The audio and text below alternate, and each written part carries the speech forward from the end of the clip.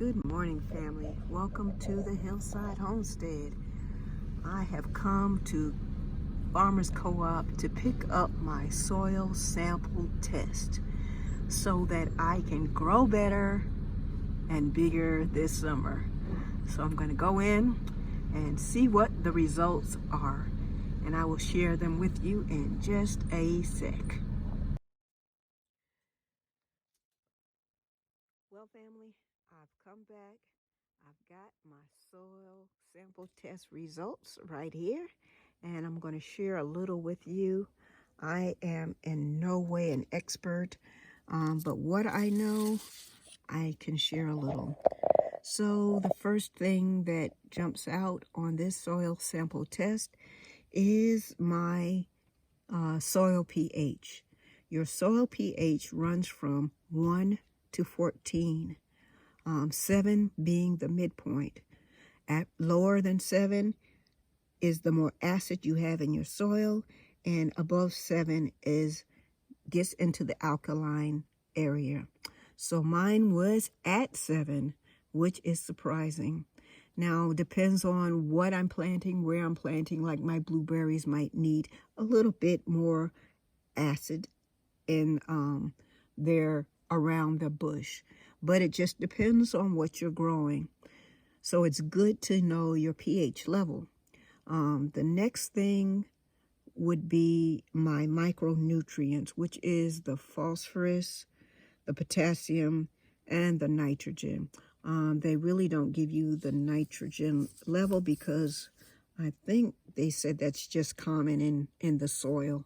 But my phosphorus was in the optimal range. Could probably come up just a little bit.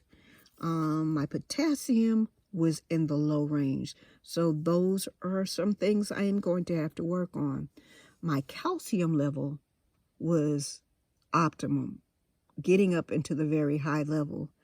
And I'm not sure why that is. I have not added anything except for around my plants when I begin to grow them, my seedlings. As far as my backyard where my garden is growing, I haven't added anything to the whole area yet. And when you do your soil sample test, you have to dig down into the dirt and get your samples in 3 different areas.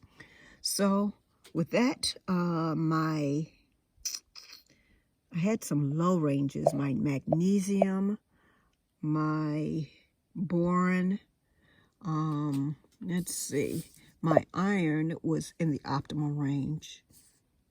Well, my iron was in the, yes, optimum. My magnesium was low. So there are things that I'm going to have to work on, things that I'm going to have to amend in my soil to get it to the level that I want to have some good tasting produce. There is a difference between dirt, and if you look in these little cups here, dirt, I mean, things can grow in dirt because they do. Weeds grow anywhere. But if you want some good produce, look at that. That is good soil, good black soil. And this is dirt. So just like with the good soil, our lives need to be grounded in the goodness and the love of Jesus. He tells the story in Matthew chapter 13 about the sower. When the sower went forth to sow his seeds, he threw them in different areas. He threw them on just by the wayside. They didn't do anything. He threw them on stony grounds. They didn't do much. He threw them amongst the weeds. They came up, but the weeds choked them out. He threw them into good ground. And in that good soil is where the seeds germinated and grew. So our lives need to be rooted and grounded in that good soil. That good soil represents Jesus Christ. So it is my prayer that your life will be grounded in that good soil. And if you need a soil sample test, check out co-op, if you have a co-op in your area, or there are other places that do soil sample tests. Just go to Mr. Google, and I'm sure you can find somewhere if you put in soil sample tests. It's a good idea to have it. It tells you exactly what your soil needs or what your soil is lacking. So with that, I hope you've learned just a little bit. And if you like this video, please give it a thumbs up, subscribe, hit that notification bell so you'll know each time a video pops up.